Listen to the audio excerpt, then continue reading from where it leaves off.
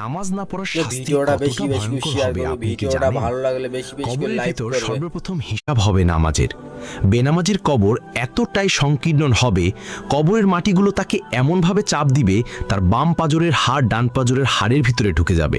তারপর সাপ আর বিচ্ছু ছেড়ে দেওয়া হবে, যারা দিনরাত তাকে দংশন করতে থাকবে। তখন সে চিৎকার করতে থাকবে, কিন্তু তার চিৎকার শুনে কেউ আসবে না। কিয়ামতের দিন যখন মানুষের হিসাব নেওয়া হবে, তখন সর্বপ্রথম নামাজের হিসাব নেওয়া হবে। যদি নামাজ ঠিকঠাক হয় তাহলে বাকি আমলগুলো সহজ হয়ে যাবে, কিন্তু যদি নামাজ নষ্ট হয় তাহলে বাকি আমলগুলো বরবাদ হয়ে যাবে। আল্লাহ তাআলা কোরআনে বলেন, যখন তাদেরকে জিজ্ঞাসা করা হবে কোন জিনিস তোমাদেরকে জাহান্নামে ফেললো, তখন তারা বলবে আমরা নামাজ পড়তাম না। নামাজ না পড়ার শাস্তি কতটা ভয়ঙ্কর হবে আপনি কি জানেন? কবরের ভিতর সর্বপ্রথম হিসাব হবে নামাজের। বেনামাজির কবর এতটাই সংকীর্ণ হবে, কবরের মাটিগুলো তাকে